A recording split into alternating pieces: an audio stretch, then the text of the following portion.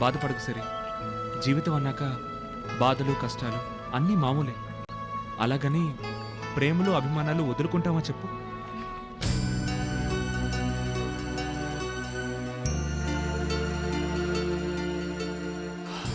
ఇప్పుడు సిరి ఎక్కడుందో ఏం చేస్తుందో తెలుసో తెలియకో సిరికి తీరని అన్యాయం చేశాను.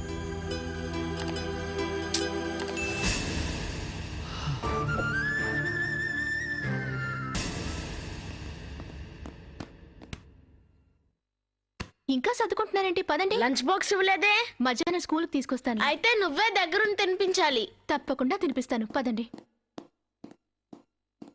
ఏంటమ్మా సిరి, లంచ్ బాక్స్ తీసుకొస్తానంటున్నావేంటి? ఇవాళ ఆఫీస్ లేదా? అది కొంచెం పనుండి ఆఫీస్కి లీవ్ పెట్టాను. సీతారాం, సిరి, స్కూల్కి టైం అవుతుంది, పదండి.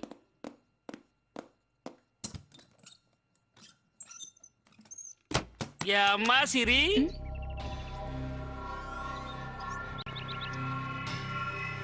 బాగున్నావా? ఇక్కడికి ఎందుకు వచ్చారు? నేను వస్తానమ్మా సిరి. విషయం తెలుసుకుందామని. ఏ విషయం?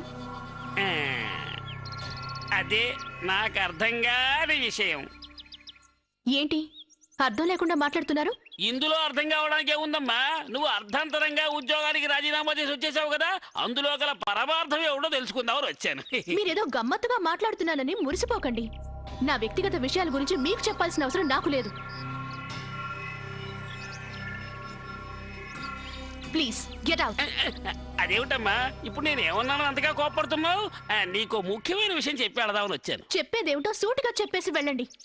అది కాదమ్మా, ఆ రోజున మన ఎండి మురళీ గారిని ఆయన భార్య ఆఫీసులోంచి లాక్కెళ్ళిన తర్వాత ఏం జరిగిందో నీకు తెలిస్తే నువ్వు ఇలా మాట్లాడవు, చాలా బాధపడతావు.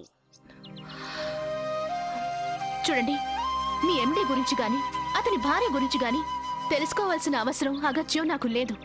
పైగా ఇప్పుడు మీ కంపెనీకి నాకు ఎటువంటి సంబంధం లేదు.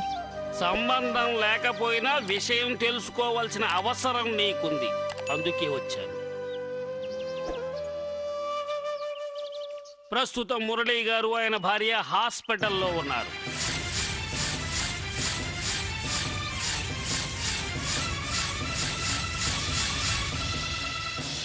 ఆయన భార్య చేసిన యాక్సిడెంట్లో ఇద్దరికి బాగా గాయాలయ్యాయి.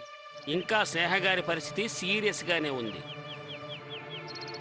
అసలు విషయం ఇప్పుడు చెప్తున్నాను వినండి. మన ఎండి గారు హాస్పిటల్లో కళ్ళు తెరిచిన వెంటనే ఎవరిని అడిగారో తెలుసా? మిమ్మల్ని. నన్నెందుకు అడుగుతారు? అది మీకు తెలియాలి, మిమ్మల్ని అడిగిన ఆయనకి తెలియాలి, మీ రెండు మనసులకి తెలియాలి. ఏంటి మా రెండు మనసులకి తెలిసేది? మీ మనసులో ఉన్న కట్టుకథలు చెప్పడానికి నా టైం అంతా వేస్ట్ చేస్తున్నారు.